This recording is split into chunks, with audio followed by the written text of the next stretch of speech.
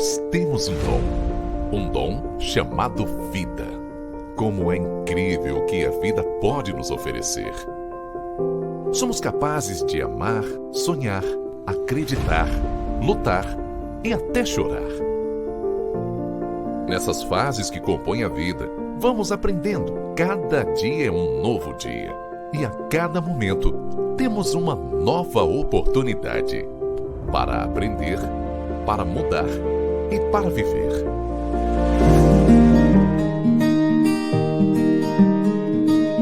A vida é curta e merece ser bem vivida. E eu lhe pergunto, por que viver com dor? Aliás, qual é a sua dor? O que você faria se não tivesse limitações? Nós somos especialistas em saúde e qualidade de vida. Trouxemos do Japão o melhor método de tratamento de dores crônicas. Nós entendemos sobre a dor e como podemos fazer ela desaparecer.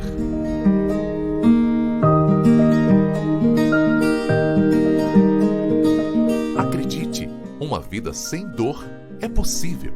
E esse é o mundo que espera por você. Conheça o nosso método inovador, agora disponível no Brasil. Doutor da Dor. Venha viver sem dor.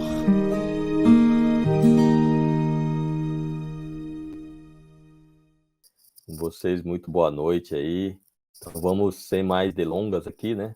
O nosso querido professor Rodrigo Albuquerque, batendo um papo legal aqui com relação ao nosso assunto de hoje, que é diagnóstico por imagem. E aí, professor Rodrigo, tudo Olá, certo? professor Eduardo, tudo bem? Boa noite a todos. Para mim é um prazer muito grande estar aqui de volta, agora falando sobre um assunto aí sobre diagnóstico por imagem.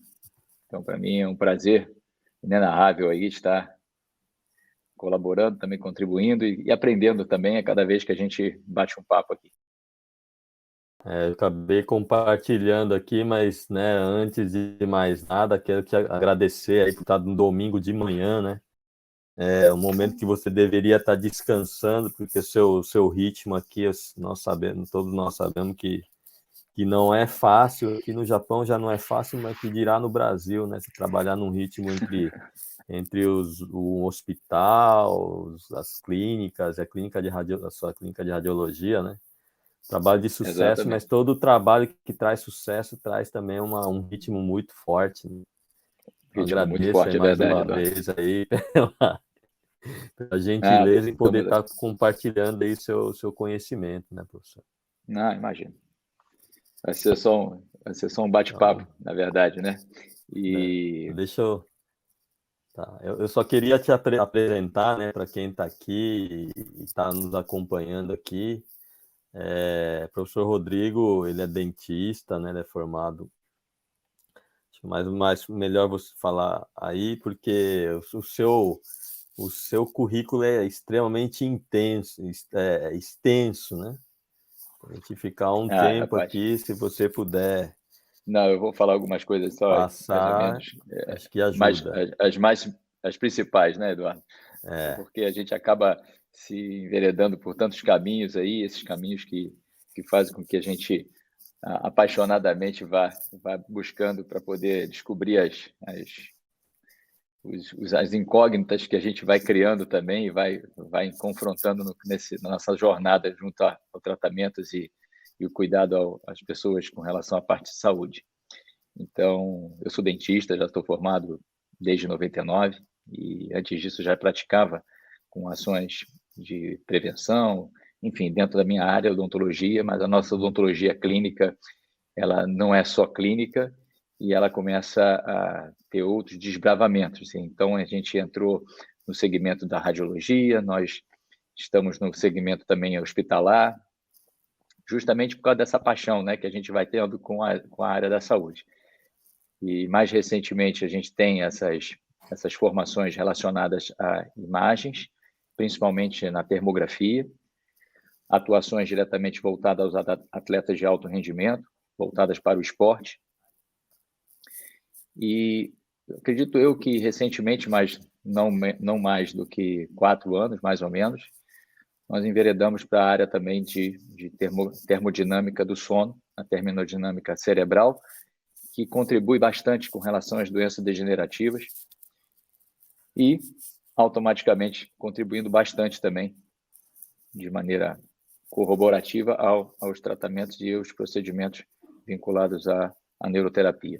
A neuroterapia proprioceptiva, que nós estamos inseridos nela, ela é praticamente um marco dentro da minha área, da odontologia, porque consegue refletir essa parte global de todo o sistema nervoso, como controlador de todas as nossas ações e, principalmente, com relação ao detalhamento e esse refinamento onde a gente encontra isso muito mais afinco dentro da área da odontologia pelas considerações das relações dentárias.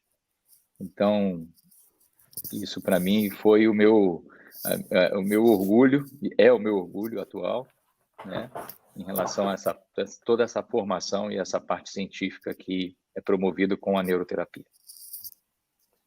Ok, professor. O principal ele não fala, né? Que ele cuida de atleta olímpico, que ele cuida de atleta de futebol, ele cuida de atleta do basquete, ele cuida de atleta. Isso é o principal, ele não fala, né? Ele só fala lá do amor dele, que é a odontologia, né? Então tá como eu aqui, que eu também só fico falando de fisioterapia. Então isso é um problema, isso de doença do trabalho nosso aqui, né, professor? Então, é verdade. Vamos, e assim, a gente percebe, né, realmente o afinco que você tem, o carinho que você tem com relação, né, aquilo que você escolheu como o seu modo de vida, né? Às vezes a gente que lida com a área de saúde, nós temos que deixar até a família de lado, muitas vezes, em prol do nosso paciente.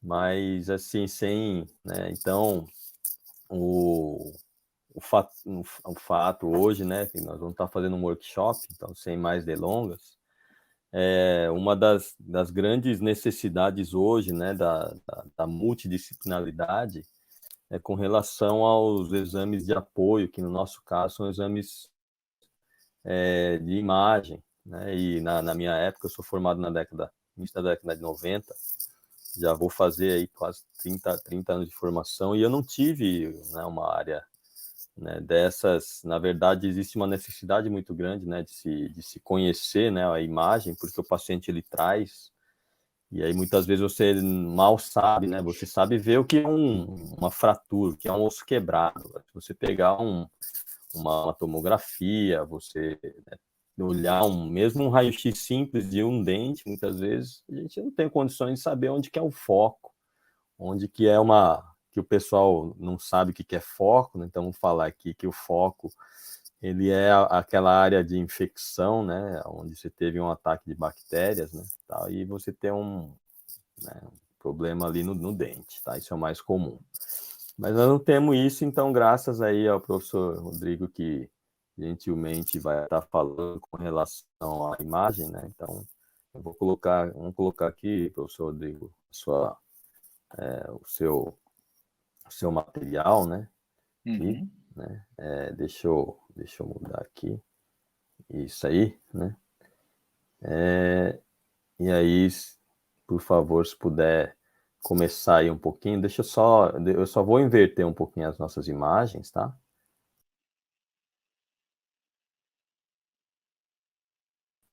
Aí, professor, pode ficar à vontade, tá? Em poder estar discorrendo sobre o assunto aí. Vamos lá. Então, para a gente poder começar nesse nosso bate-papo, então, o que é importante dentro desse contexto da imagem, né? O que o aluno, o que a pessoa interessada, ela vai acabar entendendo com relação à nossa exposição desse tema?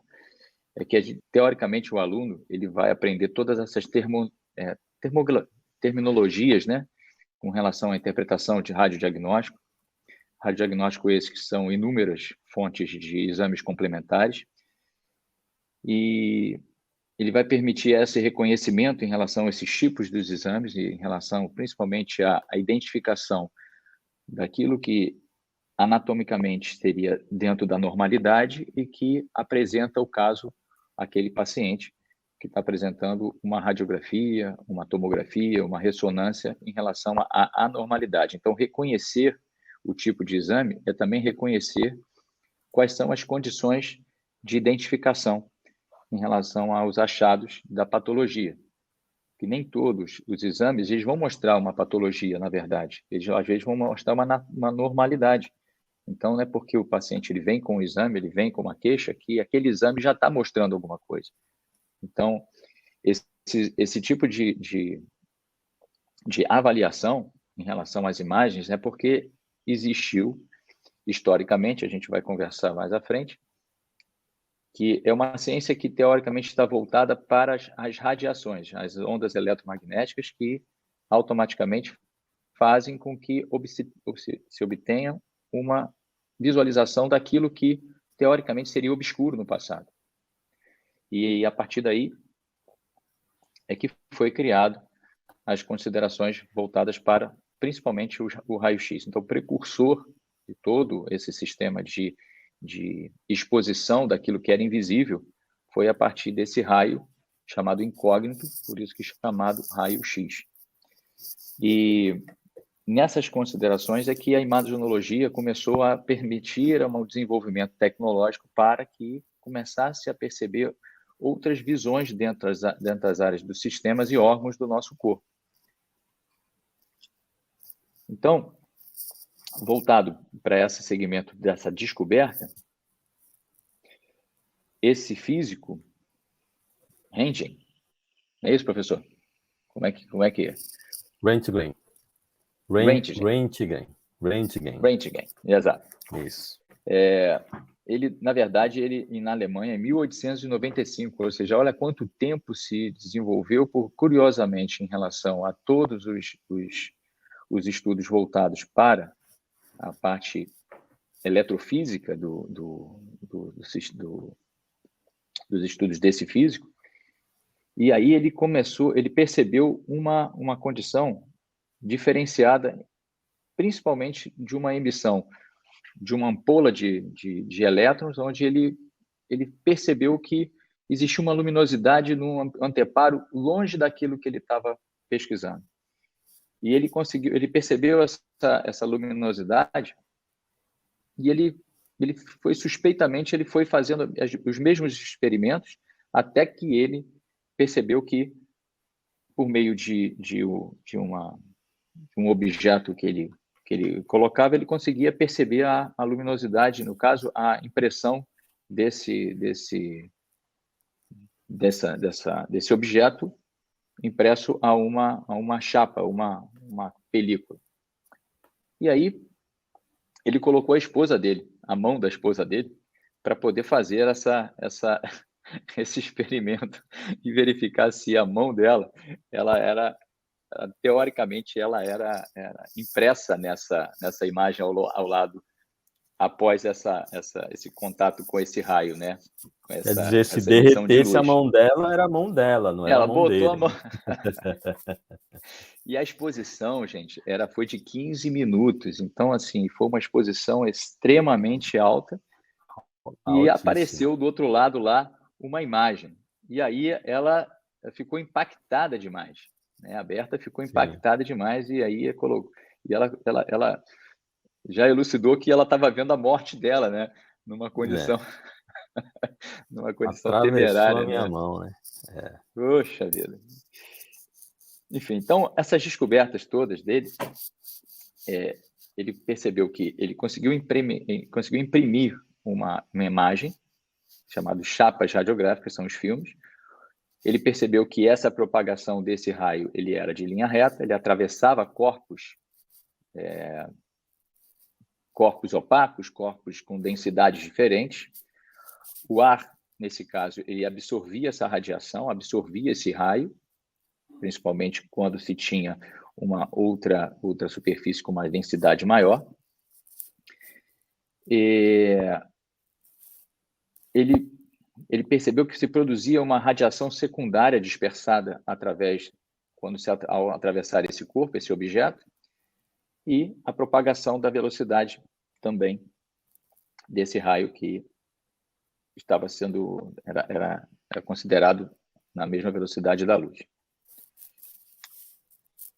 E aí, estudando as radiações, e as radiações são essas ondas eletromagnéticas produzidas, elas são caracterizadas como radiações ionizantes, não ionizantes, porque elas têm uma baixa energia, e elas não conseguem dispersar os elétrons desse átomo. Então, ou seja, a estabilidade é muito maior, e aí você tem uns espectros de ondas que elas são variáveis.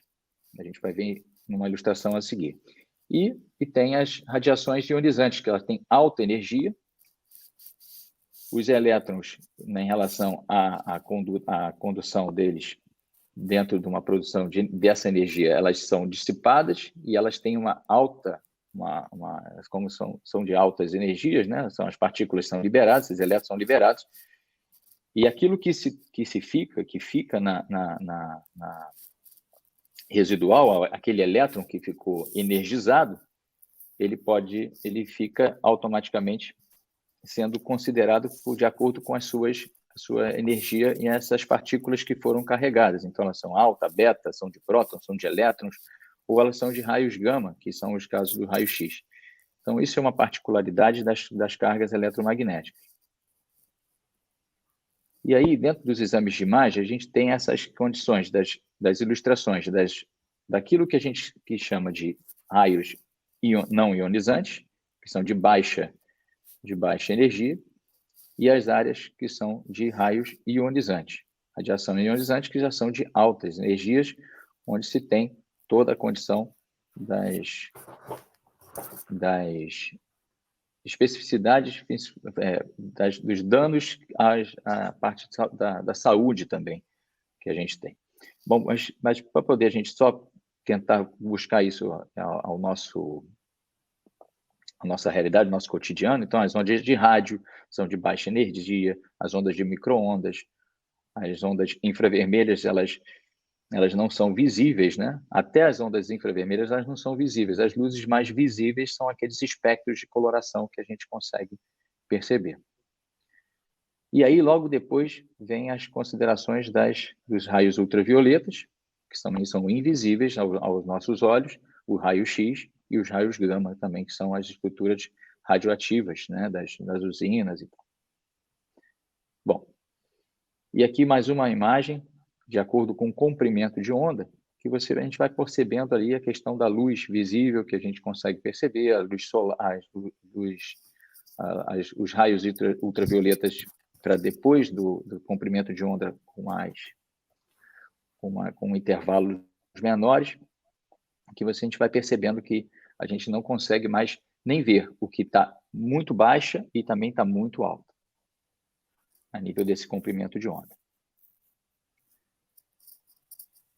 Eduardo, algumas considerações também são importantes, talvez, pela tua expertise em relação à eletrofísica, em relação a equipamentos, dentro da fisioterapia também, porque dentro da odontologia, Eduardo, a gente tem umas formações diferenciadas, principalmente para essa parte, porque muitas das considerações voltadas à especificidade e os detalhamentos, eles precisam das imagens para que a gente possa milimetricamente estar ali contribuindo com algumas ações clínicas, seja na implantodontia, seja nas questões de saúde gengival, saúde periodontal, que para nós da terapia é muito importante em relação à conservação desses dentes, na ortodontia para poder olhar a parte toda de crescimento de face, na cirurgia para identificação, processos degenerativos da articulação, e com isso a gama na orientação da odontologia relacionada à parte de face, cabeça propriamente dito, faz com que a gente tenha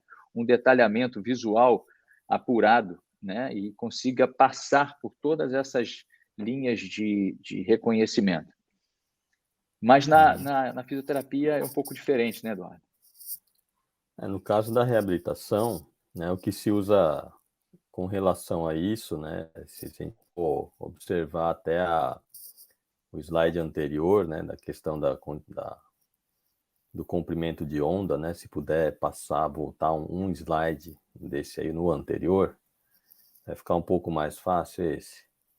De poder... não. O que estava lá. Depois desse. Depois dele. O que dá para perceber aqui, né, dentro da física, e aí envolve também uma área um pouquinho mais chatinha, né, que nós chamamos de ondulatória. Então, isso nada mais é do que são vibrações, né? Tá? Então, por isso que se fala, se puder passar pro próximo slide, fica mais fácil o pessoal ver. Então, nada mais é do que, por exemplo, o espectro, né, a onda, né, em si, você precisa de ter átomos, né, para ela se propagar. Então, você tendo quanto mais compacto, né, mais fácil de uma onda ela se propagar. Ao nível que na questão da onda eletromagnética, né, que é o eletromagnetismo, aquela que vai estar se propagando com uma velocidade muito rápida, são várias ondas, né? Acaba que se você tiver uma quantidade muito forte, essa energia é liberada em forma de calor, né? E muitas vezes essa energia que nós chamamos de energia radioativa, né, ela pode estar fazendo a célula entrar num nível de consonância, ela começa a vibrar e ela até que se faz uma mutação genética e pode desenvolver câncer e tal. Então, essa é um pouco de que a gente tem estudado na parte da reabilitação. Muitas vezes é a causa, né? O malefício, no caso de uma exposição a um material extremamente radioativo. E aí até uma época que se fala que aqui nós vamos ter eletromagnetismo, né? Então, isso é uma coisa que nós podemos falar numa próxima oportunidade, mas felizmente o Röntgen ele descobriu ali que num comprimento de onda, né, usando material radioativo, ele descobriu que essa vibração ele passava, mas a parte do corpo que ela é mais densa, ela não era transmitida lá para a chapa ali, né? Então, essa parte é um pouco mais fácil para eu estar discorrendo, mas é como eu já falei, eu não tenho tanta expertise, né, técnica para falar sobre isso, mas na nossa prática clínica, sempre vai ter um paciente que traz um raio-x, né, um raio-x de coluna, de cervical, hoje em dia é comum no Japão trazer uma ressonância magnética, uma tomografia. Então, para nós aqui, né, acho que o ponto que interessa também, além, né, dessa questão da história, né, porque a história é sempre importante, e até para falar aí que no Brasil, né, muitas pessoas se referem ao raio a essa antigamente chamava de chapa, né, professor? Hoje em dia, né, é muito comum chamar de raio-x. Aqui no Japão, esse tipo de imagem ele é conhecido não como raio-x, ele é conhecido como Röntgen, que é o nome do próprio criador, né, dessa técnica de diagnosticar por imagem. Então, aqui no Japão, você vai no hospital, você pede, não um raio-x, você pede um Röntgen, né? É o Röntgen que fez lá. Então, essa é uma boa abordagem, né, que você fez. Para muitas pessoas não sabem, né, que é esse Röntgen, sabe? Assim, por associação. Você falou Röntgen e aparece lá um raio-x, né? Tá, mas assim, o que é importante, primeiramente, eu acho que isso é válido para todos, qual que é a diferença de um raio-x, de uma tomografia, de uma ressonância magnética e de um PET scan, porque muitas pessoas não sabem, né? Então, sabem assim de fazer, mas a física, né, a parte da máquina, né, acho que era importante também o pessoal conseguir discernir o que é um e o que é outro, né? Aí acho que a pergunta que todos queriam fazer, tal, né? Acho que pode ser que, né, seja mais ou menos por aí na questão mais prática, né? Então, a diferença aí de um e de outro, né? Exato. E vamos lá. Então, nesse contexto desse reconhecimento das imagens, principalmente no nosso caso, foi a base no raio-x, do Röntgen, né, do tipo da nomenclatura que se usa nessa diversidade aí cultural também, mas a gente tem essa inusitada apresentação das densidades relacionadas após a incidência desse raio. Então, numa condição óssea, como se apresenta, a condição muscular, reparem nessas circunferências, nessas bolinhas, né, coloridas após a emissão do raio, né, a incidência do raio nessas setas vermelhas, elas fazendo essa alusão ao quadrado lá escuro, né, o retângulo escuro, onde o ar, particularmente vindo de baixo para cima, então, o ar ele atravessa diretamente, ele não tem nenhum tipo de residual que pudesse imprimir naquela chapa, naquele filme, uma imagem. E aí sim, a questão da água, na questão da gordura, na questão muscular e depois na questão óssea.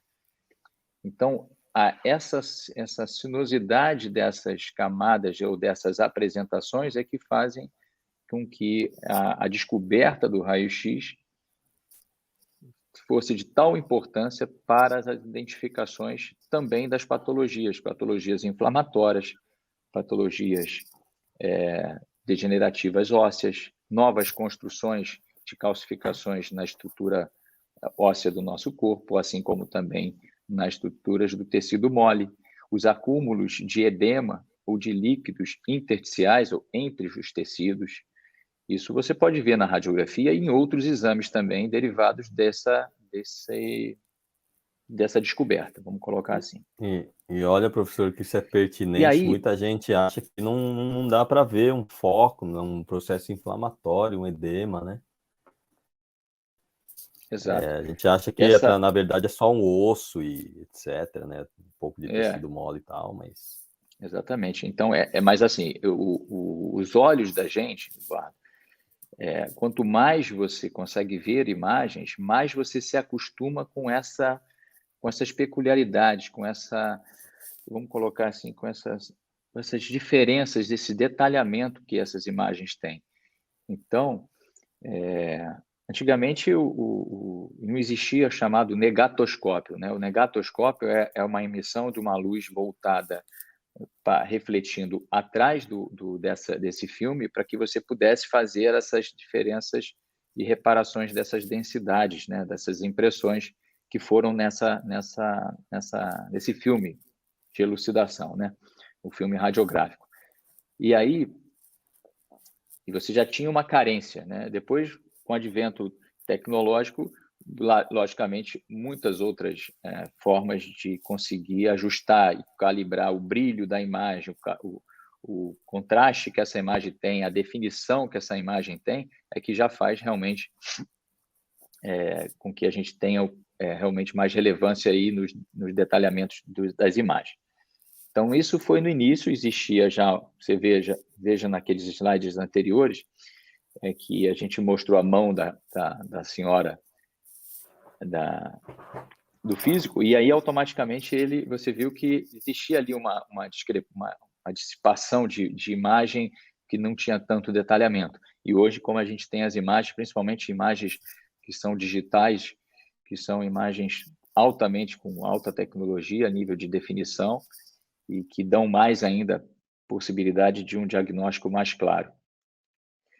Mas, em relação às imagens também, as definições de corte, né, definições de interpretação daquilo que está se vendo naquele momento, né, a gente tem, para as radiografias, uma condição muito mais simples, e são mais utilizadas, que seriam nas imagens aqui de um corpo. Se você vê esse corpo de frente para trás, é que a gente chama de uma visualização, uma incidência antero-posterior.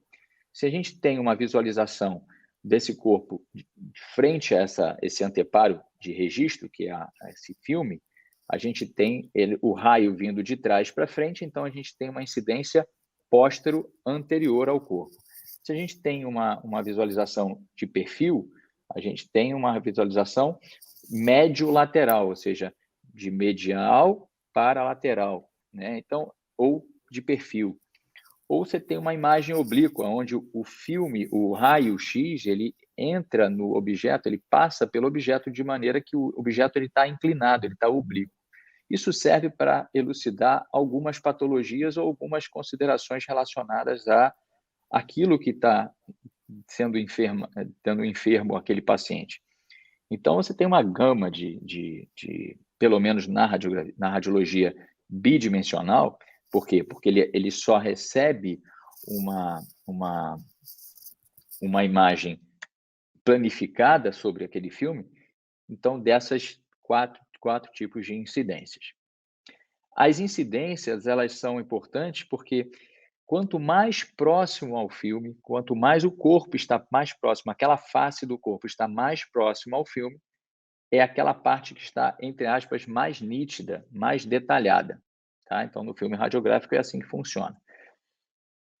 Nos planos e cortes, que são para partes de orientação, principalmente para a tomografia, é um derivado da radiografia, mas do raio-x, na verdade, mas ele tem estruturas que ele consegue retratar de 2 dimensões em 3 dimensões. Ou seja, agora eu tenho um volume de construção onde eu consigo ver o corpo por todos os segmentos, todos os planos, que são esses planos. Principalmente aqui, o coronal e o sagital, porque eles, para memorizar, é justamente relacionado às suturas cranianas. Então, a sutura craniana coronal, ela está nessa relação do osso frontal com a junção dos ossos parietais com os ossos laterais do corpo. Então, é uma sutura aqui transversal que vai dividir o corpo em anterior e posterior. Já na condição mediana, chamado corte sagital, é porque aqui no centro do nosso crânio também existe uma chamada sutura sagital. Então, esse plano, ele divide o objeto, o corpo humano, em 2 segmentos, direito e esquerdo, mediano ao corpo do nosso corpo. E o axial, ele está voltado para o eixo do corpo, de baixo para cima. Então, ele faz com que a gente divida o nosso corpo em superior e inferior. Então, aqui nessas ilustrações aqui dá para perceber exatamente quais são as representações que a gente consegue já identificar nessas imagens. Que tipo de corte que foi feito e, principalmente, no corte axial, é o corte que mais se detém a utilização numa imagem tomografia. É o que é mais utilizado, tá? Mas não deixa em menor importância os demais cortes, até porque ela é uma radiografia feita em 3 dimensões. E a gente vai conversar isso também na nossa formação, um pouco mais a respeito dessas diferenciações das imagens e as suas peculiaridades também. Mas o mais importante, então, é isso que eu falei, que são as incidências radiográficas. Esse slide poderia ter sido colocado anteriormente, mas é justamente essa condição que eu já conversei sobre essas possibilidades do filme radiográfico.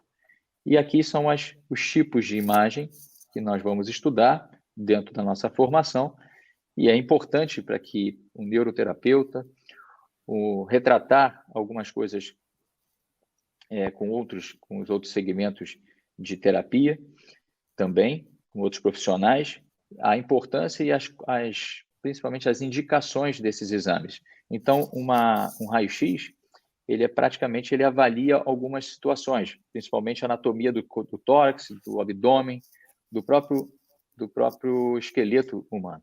A tomografia já entra mais numa condição do sistema músculo-esquelético, principalmente em algumas áreas de alguns órgãos sólidos, né? Fígado, rim, estômago, enfim. E a distribuição dessa questão dos líquidos. Então, vai ver se há questões de inflamação intestinais, principalmente de vertículos, de verticulites, né?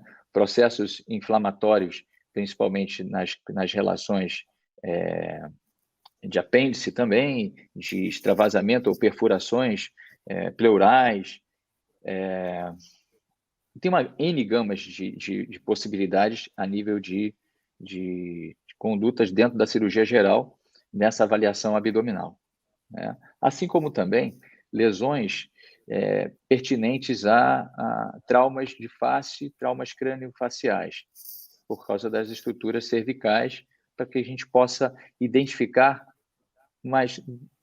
os detalhamentos, principalmente nessas áreas vertebrais, que são tão importantes, principalmente no nosso segmento emergencial, de um paciente que chega com colar cervical e ele, para poder ser liberado, ele precisa fazer a tomografia cervical para que a gente possa verificar se ele pode realmente se livrar desse anteparo de sustentação. E aí se consegue perceber todas as outras estruturas medulares também envolvidas, esses comprometimentos que aquele acidente pode ter gerado. Assim como a ressonância magnética, a gente vai indicar principalmente para examinar alguns tecidos moles, principalmente lesões ligamentares, lesões de sistema nervoso, compressões, algo que normalmente na nossa rotina clínica a gente acaba recebendo bastante, mas de maneira muito pontual. Eu tenho algumas restrições relacionadas a esse tipo de exame, principalmente por causa dos valores, que são os tipos de indicações que são colocadas, às vezes, talvez com outras possibilidades que se fazem mais indicativas, que são outros exames que vieram a partir da ressonância, e principalmente pelas questões das pessoas terem um pavor ou um certo receio, né, em relação, receio e medo, realmente, fobias, né, em relação à câmara que se faz esse exame, o compartimento que se faz esse exame, porque ela recebe ela não é um raio-x, né? É um campo eletromagnético, na verdade é um campo magnético que vai fazer por ressonância do próprio deslocamento do líquido ali uma condição de captura dessa imagem. Então ela não é por radiação, tá? Então é um outro tipo de exame muito rico, na verdade, mas que precisaria ser mais bem, vamos colocar assim, indicado dentro das outras opções que nós temos a partir dela, tá? Justamente por causa dessas desvantagens, vamos colocar assim, em relação à utilização, não só a utilização, mas como também o aceite da população relacionado a esse tipo de exame. A ultrassonografia, que é um método realmente muito usual, e agora é feito de maneira até remota dentro de home cares, e, enfim, onde pode se identificar principalmente assim, lesões em estruturas musculoesqueléticas, né? E, assim como a medicina nuclear, os avanços da oncologia, fazendo com que, por meios da tomografia também, essa utilização desses espectros da imagem para poder verificar realmente uma identificação de áreas ou de células que têm potencial carcinogênico. E na termografia, que é justamente hoje uma das melhores ferramentas detectáveis em diagnóstico por imagem, de maneira que os profissionais da área de saúde elas precisariam se habilitar para poder reconhecer melhor as condições clínicas desse paciente, é onde nós temos uma detecção por raios infravermelhos, as temperaturas corporais e, assim, por comparativos anatômicos também e diferenças entre lado direito, esquerdo, anterior e posterior, percebemos as alterações que podem estar revelando desequilíbrios no sistema nervoso autônomo e as áreas principalmente comprometidas relacionadas ao funcionamento, aos processos inflamatórios. Então, essas diferenças dos limiares da temperatura corporais, esses registros, que fazem muito ser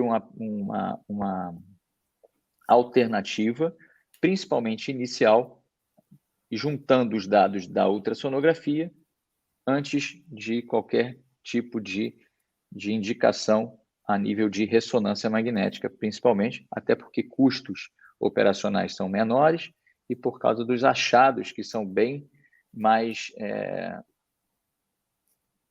descritivos em relação ao diagnóstico que a gente quer, mas lembre-se, porque temos que considerar que todos esses exames por imagens, eles são exames complementares. As investigações são para a gente conseguir ter um diagnóstico diferencial daquilo que a gente já tem em mente na avaliação clínica. Eduardo, antes da gente passar, então, de repente, para essas partes de imagem ou outras coisas desse tipo, a gente, por favor, eu acho que eu já falei. Então, professor, é assim, né? Tem muita gente que envia algumas coisas, né? Algumas imagens aqui para gente, e muitas vezes essas imagens elas são imagens, às vezes, como é que se diz? Elas são meio para a gente fica meio na cara, assim, né? Eu vou compartilhar aqui, vou compartilhar com o pessoal, né? Algumas imagens aqui que o pessoal passa aqui para a gente, né? Coisas assim, né? Meio óbvias, né? A gente pode ver aqui uma fratura, né? bem intensa aqui e tal, né? Nós podemos também ver aqui, não sei se dá para, não preciso compartilhar aqui mais uma vez. Tem uma outra imagem aqui que o pessoal costuma mandar, que é muito comum, eu acho, né, aí, professor, que é esse tipo de coisa aqui, né? Opa, esse aqui é do WhatsApp. Esse aqui não é esse, é esse aqui, ó. Coisa assim, né, professor? Isso aqui é comum, né? Fala assim, olha aqui, eu tô com o que eu tenho, né? O que eu tenho, o que você pode ver aqui, de que forma. Então, esse tipo de imagem, pessoal,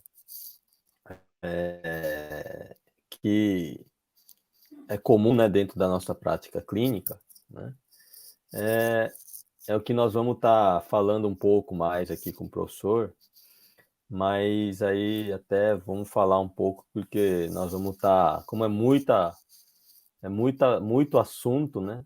E é muita coisa para se estudar. O professor ele vai fazer um curso voltado aqui para quem faz terapia manual, né? Quem é quiroprata, ou quem faz massoterapia, né? Ou quem faz aí outras terapias, né? O professor ele vai estar abrindo aí, gentilmente, um curso especializado voltado para isso, né? Aí a gente tem um contato aqui, o meu chat ele não está funcionando aqui, né? Então eu não estou conseguindo fazer aqui responder, mas pode mandar aqui embaixo, tem um e-mail, tem um número, né, do WhatsApp nosso aqui, né? Mas assim, nesse curso a gente vai estar, né, focando bastante nessa parte, né, desse tipo de imagem que tanto, né, onde que nós vamos estar olhando, né, professor, numa imagem dessa aqui, e o que nós podemos identificar, né, aqui, porque tem uma área que está escura, né, parece bolha, não sei o que é aqui, áreas que tem pouca continuidade, não sei se é uma fratura, o que é esse negócio aqui, né? Então, assim, para a gente aqui, né, poder estar fazendo uma melhor avaliação, né, para uma melhor forma de estar fazendo essa identificação e montar uma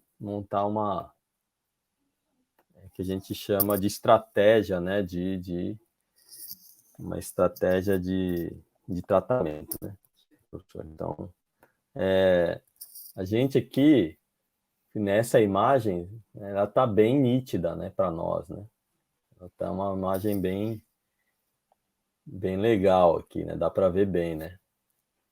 A outra que eu mostrei, ela não tá tão assim, né? Mas nem sempre nós vamos pegar uma imagem dessa aqui perfeitinha, né? Na verdade, Eduardo, essas imagens que a gente percebe essas condições anatômicas, né, mais detalhadas, elas são justamente para começar a treinar essa visualização entre a anatomia clínica e a anatomia estrutural do paciente em relação à anatomia radiográfica, o que reconhecer dentro dessas estruturas. Então, o mais básico é tentar trazer aquela imagenzinha das bolinhas que a gente representou naquele slide, para poder reconhecer algumas estruturas principalmente voltadas para o ar, para a água, para os líquidos, para a condição da densidade da gordura, densidade muscular, densidade óssea, as estruturas em torno da imagem propriamente dita, do volume do corpo, do feitio do corpo, até identificar até o sexo nesse paciente aqui. Ele é um sexo feminino. Você vê aqui a projeção da musculatura da mama aqui, a questão tecidual. Você vê o músculo cardíaco aqui no centro, o parênquima pulmonar, que é a estrutura toda das transmissões tanto das cadeias dos linfonodos que estão aqui, que são as estruturas de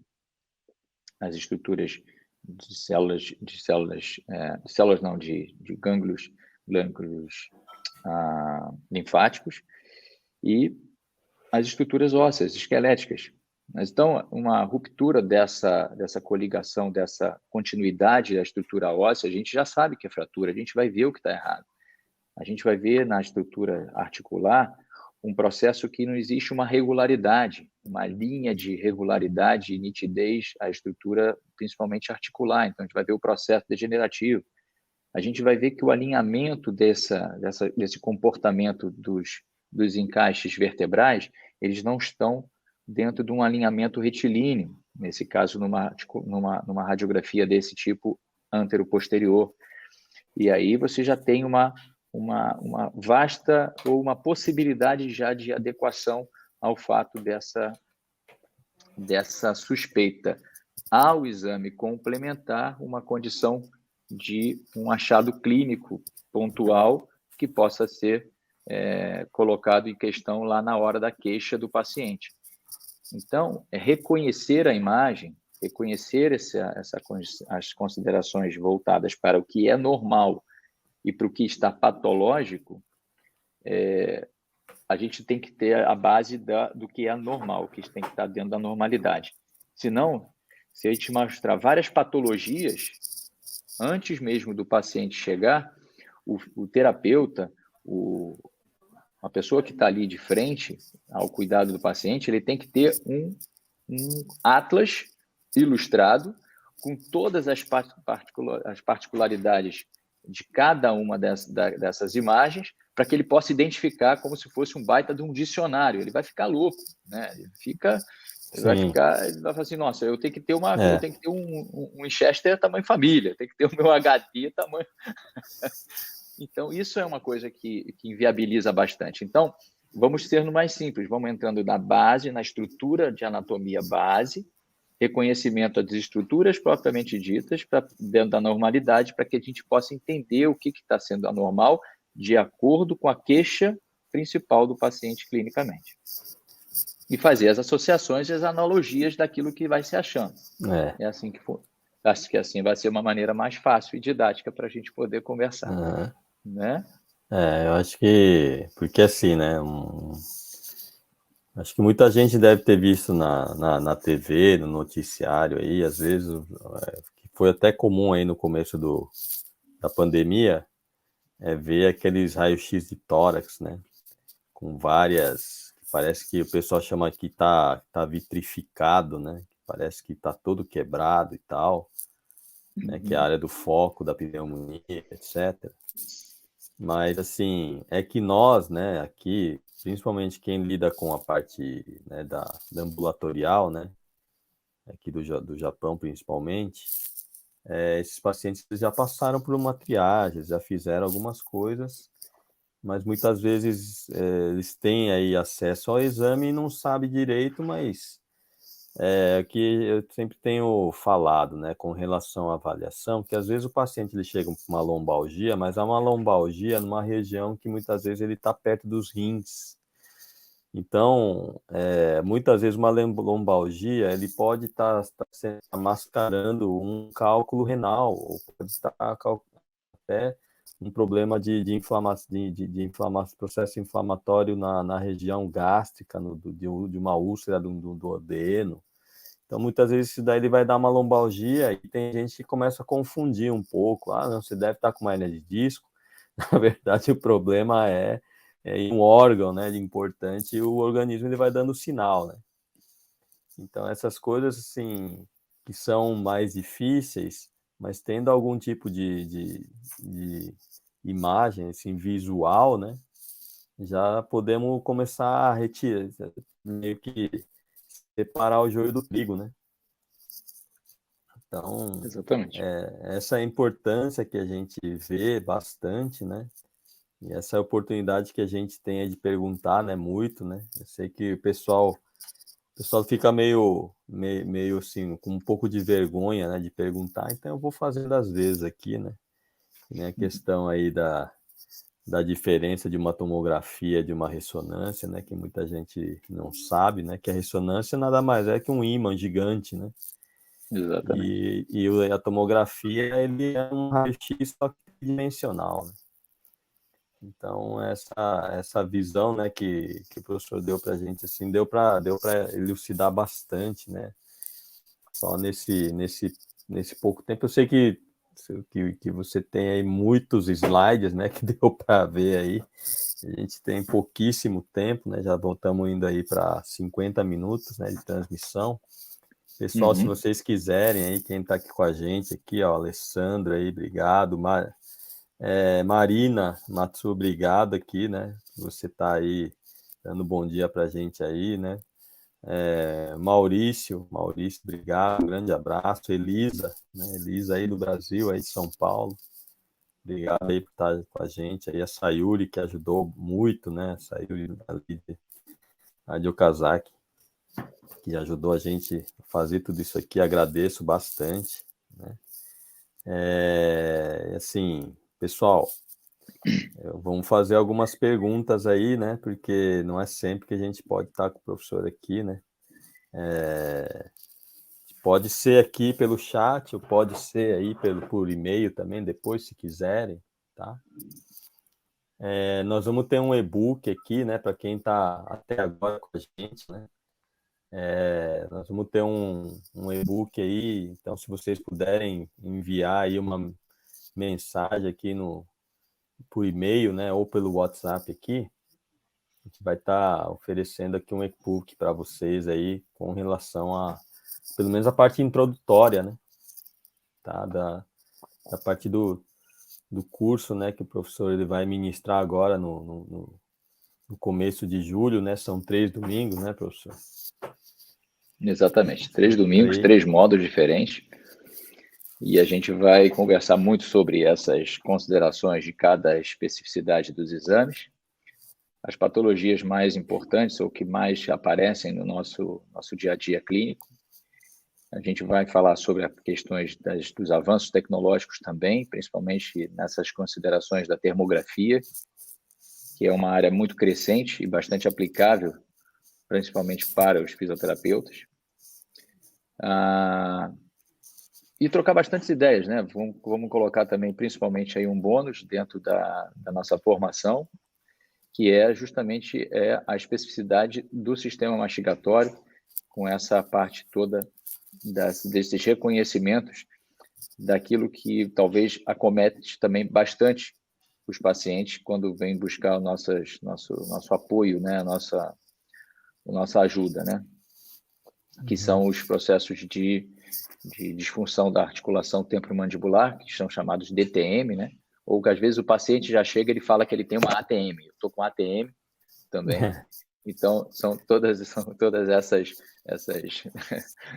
condições aí que a gente vai reconhecer se realmente o processo do rosto, da visualização das dores, das cefaleias, tudo aquilo que está sendo retratado pelo paciente tem realmente uma ligação direta ao sistema mastigatório, ou isso é interagindo ao sistema mastigatório.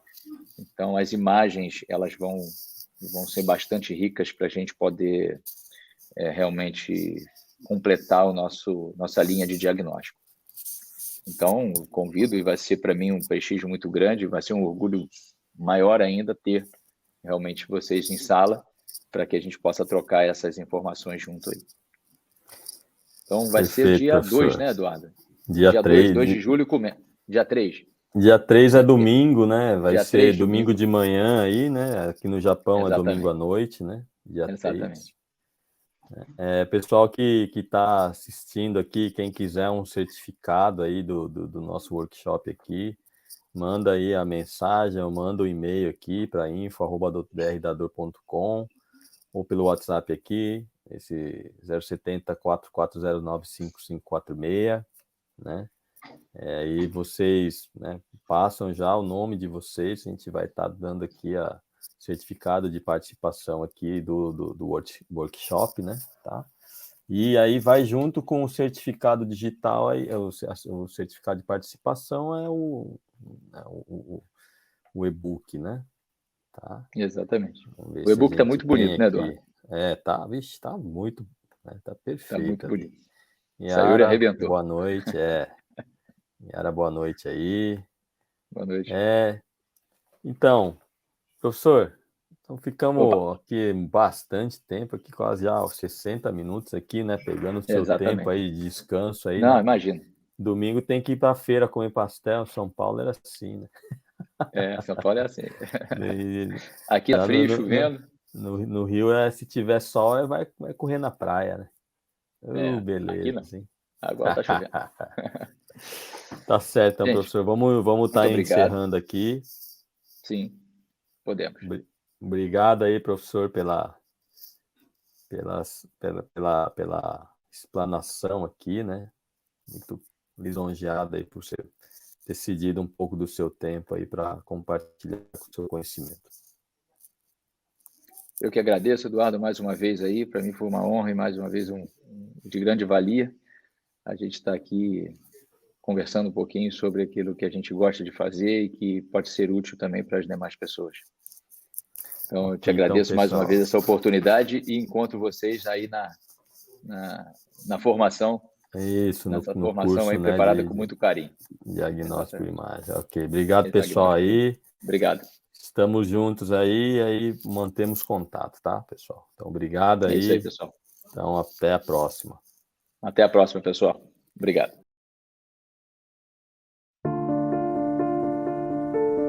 Nós temos um dom chamado vida. Como é incrível o que a vida pode nos oferecer. Somos capazes de amar, sonhar, acreditar, lutar e até chorar. Nessas fases que compõem a vida, vamos aprendendo. Cada dia é um novo dia. E a cada momento, temos uma nova oportunidade para aprender, para mudar e para viver.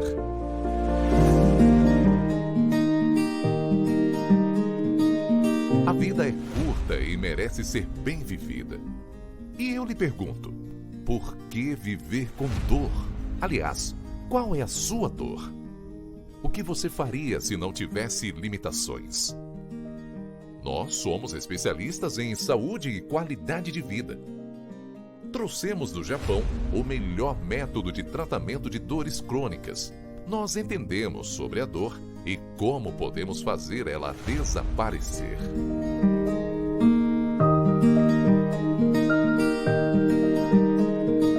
Acredite, uma vida sem dor é possível. E esse é o mundo que espera por você. Conheça o nosso método inovador, agora disponível no Brasil. Doutor da Dor. Venha viver sem dor.